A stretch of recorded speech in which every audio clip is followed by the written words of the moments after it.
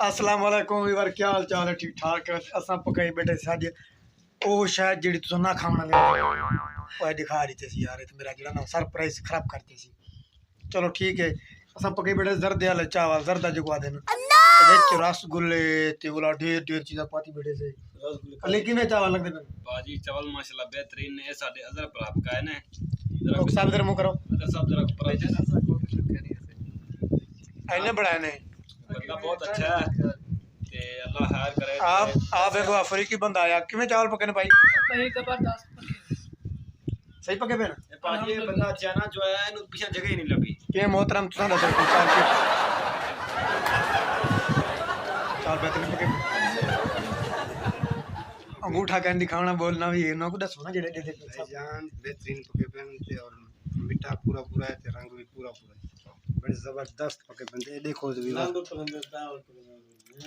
Check करो ये चावल हैं ते असा पका ते खांदे पैसे नहीं कच्चे जाओ ते ये भी हिसाब किताब तो मैं दस देव कि चावल तो लोग आदन के कायनात होवे ते वाल चावल जो जरदा बेहतरीन बनते ते असा जो ना सिंपल चावल जो कच्चा 86 आदन असा उहदे नाल पकाई बैठे जरदा बेहतरीन कला कला चावल है। देखो ढेर मोबाइल टेक लगे ते लोग छोड़ते चावल दे मोबाइल बिल्कुल मोबाइल लिखाओ सारे कुछ।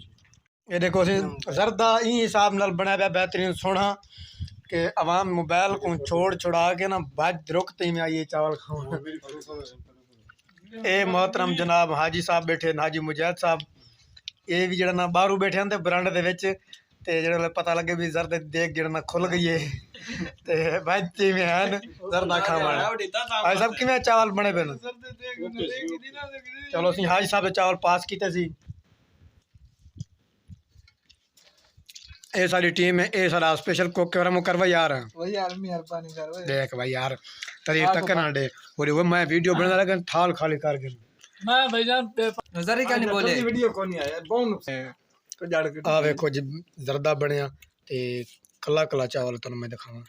आ चेक करो कला कला बिल्कुल जुड़े नहीं है कल्ले कल्ले ओ की होंदा जुड़े जुड़े तो ये चेक करो बस कर यार